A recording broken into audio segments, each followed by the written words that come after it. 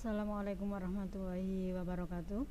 Selamat berjumpa kembali dengan saya Ibu Munifah pada mata kuliah Akuntansi Keuangan 1. Oke, pada pertemuan ke-15 ini ya, kita akan mempelajari yaitu mengenai penghentian aktiva tetap dengan cara penukaran aktiva tetap. Nah, berarti untuk aktiva tetap yang sudah tidak bisa digunakan lagi, tidak bisa berproduksi lagi, itu bisa kita tukarkan dengan aktiva tetap yang baru, yang bisa kita gunakan untuk proses produksi di dalam perusahaan kita. Oke, di dalam penghentian aktiva tetap yang bagian penukaran aktiva tetap lama dengan aktiva tetap yang baru ini, tentunya saja selain kita menukarkan barang kita dengan yang baru, kadangkala kan ada uang tambahan itu ya, karena kan aktiva tetap kita kan aktiva tetap yang lama yang sudah tidak bisa digunakan lagi, sedangkan yang kita tukarkan itu adalah aktiva yang baru yang bisa kita gunakan lagi, yang bisa berproduksi lagi. Tentunya saja ada tambahan uang, yaitu untuk penukaran aktiva tetap tersebut. Di dalam penukaran aktiva lama dengan aktiva tetap yang baru, tentunya saja tentunya saja kadangkala itu menguntungkan perusahaan dan kadangkala juga merugikan perusahaan. Dari penukaran tersebut nanti kita akan menghitung apakah penukaran tersebut itu akan menguntungkan perusahaan atau bahkan merugikan perusahaan. Ya, untuk materinya bisa Anda simak baik-baik untuk penjelasan dari saya. Oke, semoga Anda semua bisa mengikuti kuliah online untuk pertemuan ke-15 ini ya.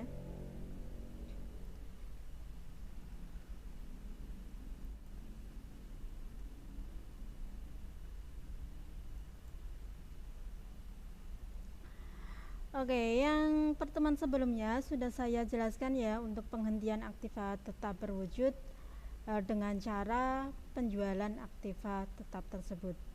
Berarti aktiva tetap tersebut dijual kepada pihak lain ya.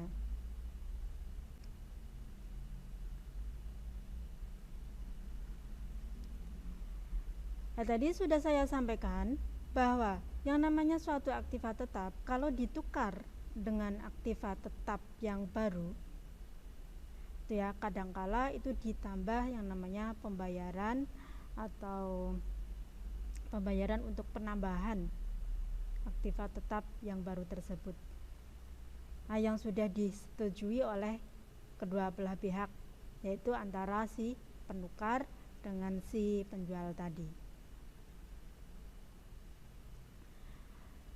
Dan nanti apakah selisih tersebut itu merupakan keuntungan perusahaan ataupun malah mengalami kerugian bagi perusahaan.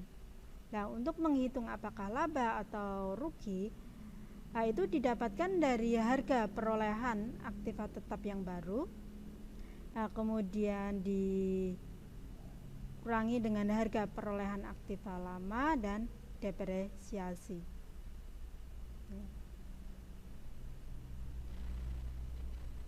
Nah, kemudian kita kurangi dengan jumlah yang disepakati untuk dibayar. Berarti untuk nilai buku itu berasal dari harga perolehan aktiva tetap lama, kemudian dikurangi dengan depresiasi. Nah, kemudian harga perolehan aktiva tetap baru dikurangi dengan nilai buku akan menghasilkan jumlah yang seharusnya dibayar. Nah, kemudian jumlah yang disepakati dikurangi dengan jumlah yang disepakati itu akan menghasilkan laba atau rugi penukaran aktiva tetap. Contohnya saja Anda kok menukarkan laptop Anda dengan laptop yang baru. Kemudian hasil kesepakatan Anda disuruh untuk menambah pembayaran, contohnya kok sebesar 2 juta untuk pembayarannya ya. Nah, nanti yang seharusnya dibayar contohnya kok 5 juta tapi Anda kok cuma membayarnya 2 juta saja. Nah, itu kan juga akan menguntungkan bagi Anda. Nah, karena di dalam penukaran aktiva tetap kita juga harus melihat untuk keusangan ataupun penyusutan dari aktiva tetap tersebut ya. Oke, di sini ada 2 jurnal. Apabila pada saat kita hitung ke hasilnya laba, maka jurnalnya adalah aktiva tetap baru dan akumulasi depresiasi aktiva tetap itu di debit, yang dikredit aktiva tetap lama pada kas dan laba. Kalau rugi yang di debit adalah aktiva tetap baru, akumulasi depresiasi dan rugi. Yang dikredit adalah aktiva tetap lama dan kas. Ya. Bisa Anda membedakan jurnalnya kalau laba dan rugi.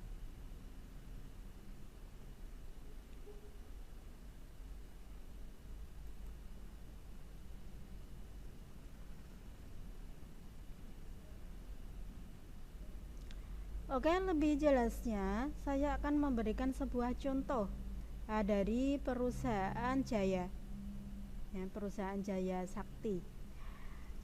Mereka membeli sebuah mesin yang dibeli pada tanggal 1 Januari tahun 2020. Harganya itu 450.000. Nah, kemudian mesin tersebut itu ditaksir akan berumur 5 tahun. Nah, dengan nilai residu yaitu 50.000. Kemudian metode yang dipakai yaitu metode garis lurus. Berarti kalau kita menggunakan metode garis lurus, maka setiap tahunnya untuk depresiasinya itu sama ya. Tahun pertama sampai tahun ke-5. Kalau tahun pertama kok depresiasinya 100.000 ya nanti seterusnya 100.000 terus sampai tahun ke-5. Nah, kemudian pada tanggal 1 Oktober tahun 2022 mesin tersebut ditukar dengan yang baru harganya yaitu 600.000. Nah, di dalam penukaran tersebut perusahaan Jaya Sakti itu harus membayar sebesar 300.000. Berarti sebelum kita menghitung yaitu berapa laba atau rugi atas penukaran dari aktiva tetap tersebut, kita cari dulu yaitu depresiasi per tahunnya. Karena kita menggunakan metode garis lurus, maka untuk mencari depresiasi per tahun itu dari harga perolehan kita kurangi nilai residu dibagi dengan umur ekonomis. Nah, untuk harga perolehan itu adalah harga pada saat kita membeli kemudian ditambah dengan biaya-biaya yang dikeluarkan. Nah, pada contoh perusahaan Jaya Sakti di sini yang ada hanya harga beli. Itu ya. Tidak ada biaya-biayanya. Nah, maka untuk harga perolehannya itu diperoleh dari harga beli yaitu sebesar 450.000. Ya. Kemudian kurangi nilai residu. Kita lihat untuk nilai residunya adalah 50.000. Berarti 450.000 kita kurangi 50.000 itu 400.000. Nah, kita bagi dengan umur ekonomis. Nah, umur ekonomisnya adalah 5 tahun. Nah, 400.000 kita bagi dengan 5 tahun itu 80.000. Berarti untuk depresiasi per tahunnya itu 80.000 untuk mesin tersebut. Nah, kalau kita membelinya tanggal 1 Januari tahun 2020, kemudian pada tanggal 1 Oktober tahun 2022 mesin tersebut ditukar. Nah, maka kita cari yaitu depresiasi dari Januari tahun 2020 sampai dengan Oktober tahun 2022. Nah, karena kita menggunakan metode garis lurus ya, maka untuk depresiasi per tahunnya sama ya. Maka di sini Januari sampai Desember yang tahun 2020 itu 80.000, yang tahun 2021 itu 80.000, sama karena ini 1 tahun ya. Karena kita menukarnya itu Oktober, maka untuk yang tahun 2022 itu menghitungnya dari 1 Januari tahun 2022 sampai dengan 1 Oktober tahun 2022 ya. Berarti Januari, Februari, Maret, April, Mei, Juni, Juli, Agustus, September ya. Karena itu kan tanggalnya tanggal 1 Oktober, berarti Oktobernya tidak dihitung. Nah, maka di sini ada 9 bulan. 9 per 12. 12 ini adalah 1 tahunnya ya, 12 bulan. Nah, kita kalikan dengan depresiasi per tahunnya yaitu 80.000. Nah, ini. Nah, maka untuk depresiasi dari tahun 2020 sampai tahun 2022 yaitu 220.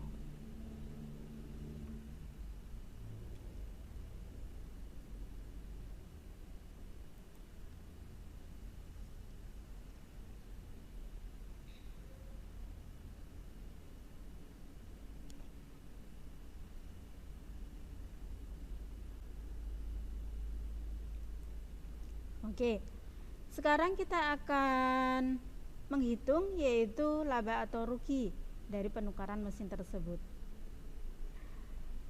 yaitu dari harga perolehan mesin baru. Nah, kita lihat, nah di sini untuk penukaran mesin baru di sini seharga 600.000 ya.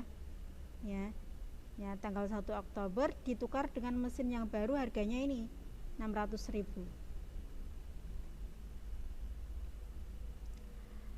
Harga perolehan mesin lama berarti harga beli mesin lamanya.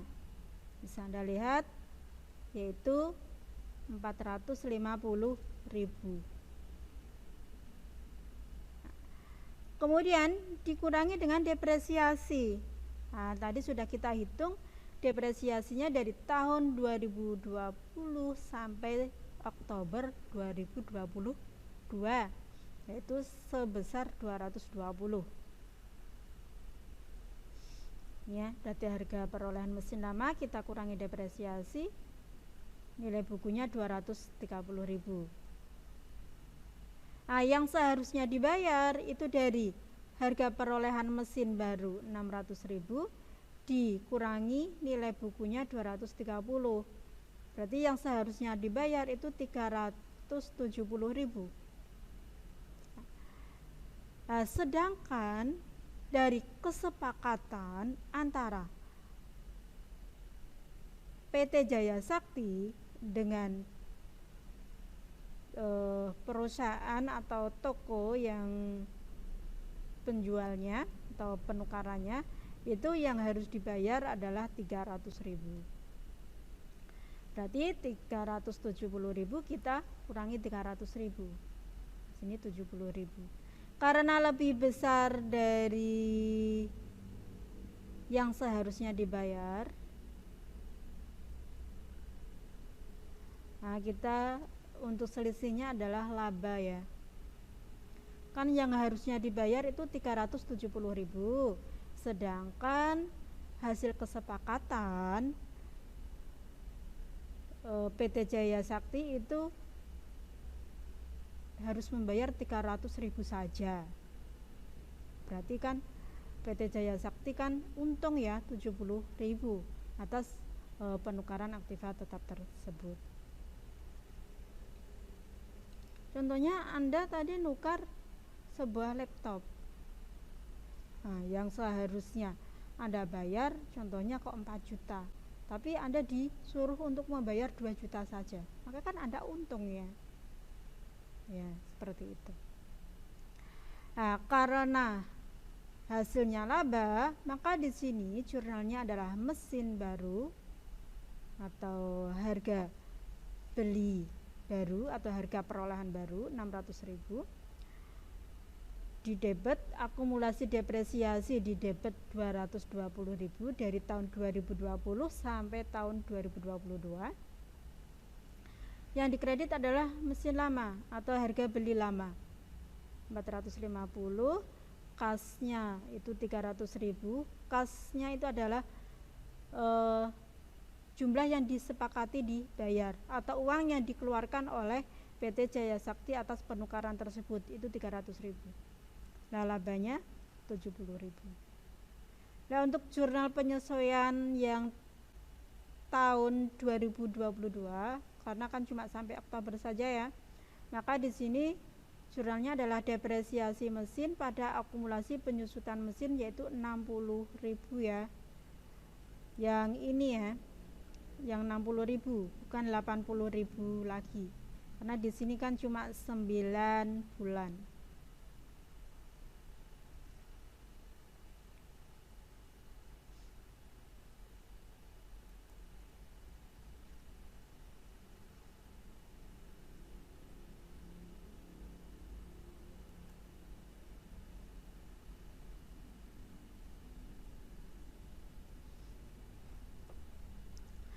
Nah, kadangkala sebuah aktiva itu dibuang, tidak dijual dan juga tidak ditukar dengan yang baru. Nah, karena aktiva tersebut sudah tidak digunakan lagi, sudah tidak laku lagi dijual, sudah tidak laku ditukar. Nah, misalkan saja ya, ada sebuah mesin yang harga belinya itu 6 juta. Nah, sampai tanggal 1 Januari sudah disusutkan 4.750.000. Penyusutan tahunannya yaitu 600.000. Nah, pada tanggal 24 Maret ternyata mesin tersebut dibuang.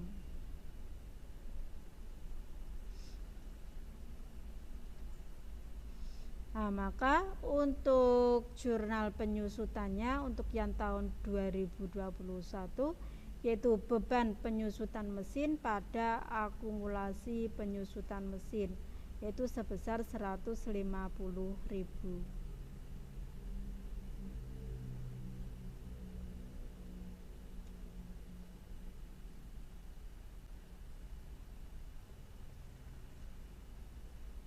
Karena ini sampai Maret ya, Januari, Februari, Maret, berarti 3 bulan.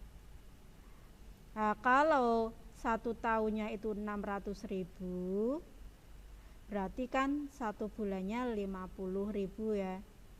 Karena di sini cuma 3 bulan, Januari sampai Maret, maka 50.000 kita kali 3 bulan.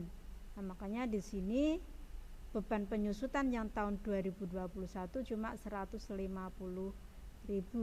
bukan 500.000 lagi.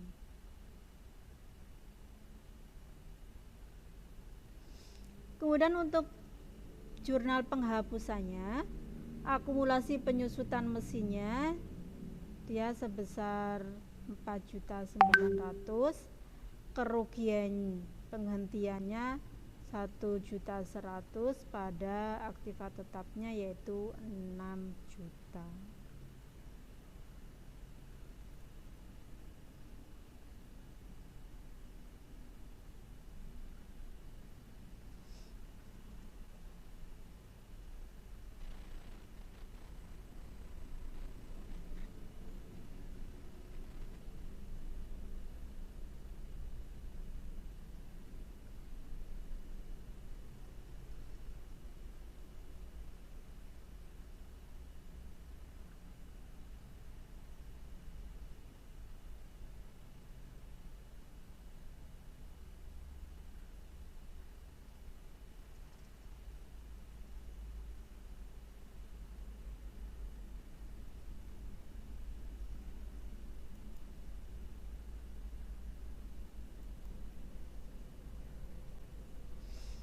Oke, untuk tugas Anda ya.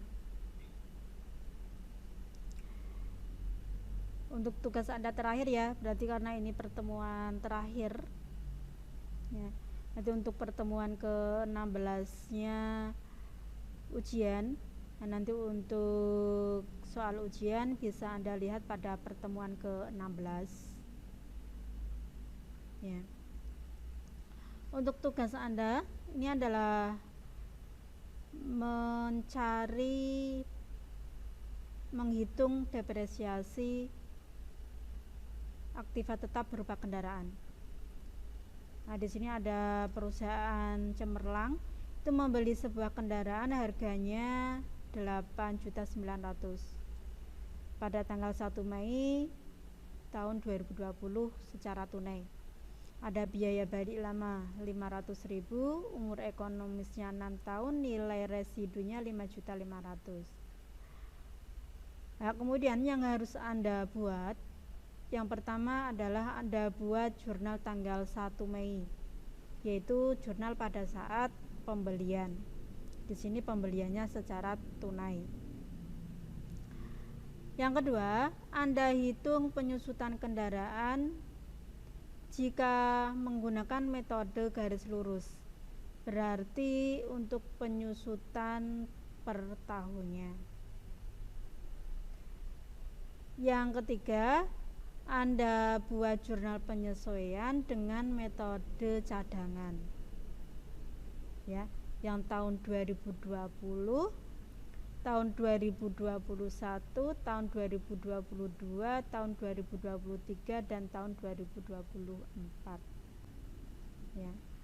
Nah, tentunya saja untuk yang tahun 2021 sampai 2024 sama ya, tapi kalau 2020 kan ini Mei ya. Nah, bisa Anda cari nanti, karena di sini Mei berarti nanti depresiasinya berapa. Tapi kalau yang tahun lainnya itu kan sama ya, Januari sampai Desember. Kalau yang 2020 kan Mei sampai Desember.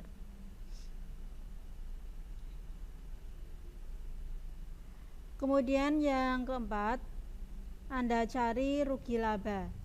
Jika tanggal 1 Juli tahun 2024 kendaraan tersebut dijual dengan harga 7.500.000. Kemudian Anda buat jurnal penjualannya. Ya, apakah hasil dari penjualan tersebut itu akan menguntungkan perusahaan atau merugikan perusahaan dengan adanya penyusutan dari tahun 2020 sampai tahun 2024 tadi.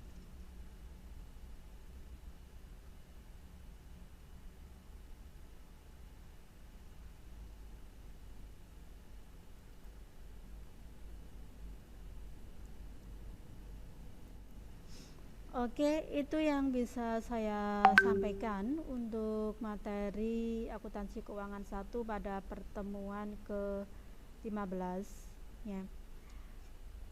Oke, saya harapkan untuk absensinya Anda penuhi dari pertemuan pertama sampai pertemuan ke-16. Nah, kemudian untuk pertemuan selanjutnya itu adalah pertemuan ke-16, itu adalah ulangan akhir semester. Nah, Anda kerjakan untuk ulangan akhir semesternya, untuk soalnya bisa Anda lihat di pertemuan ke-16. Oke, saya tunggu secepatnya supaya nilai-nilai Anda itu clear semua, bisa langsung saya masukkan ke Siakat. Nah, itu ya. Nah, jadi yang belum mengumpulkan tugas-tugas dan yang belum mengumpulkan UAS, sesegera mungkin Anda kerjakan, kemudian Anda kirimkan di classroom yang sudah saya sediakan. Itu ya. Oke, saya akhiri untuk kuliah online pada pertemuan ke-15 ini. Oke, semoga Anda dapat mengerjakan ulangan akhir semesternya berjalan dengan lancar. Nanti kalau ada kesulitan, contohnya kok Anda kesulitan untuk mengupload hasil jawabannya atau karena sinyal dan yang lainnya, nanti Anda bisa konfirmasi ke saya. Ya, nanti sebelum nilainya saya inputkan di Siakat, nanti saya akan share dulu di grup, yaitu nama-nama siapa saja yang masih aktif dalam perkuliahan akuntansi keuangan 1 ini ya.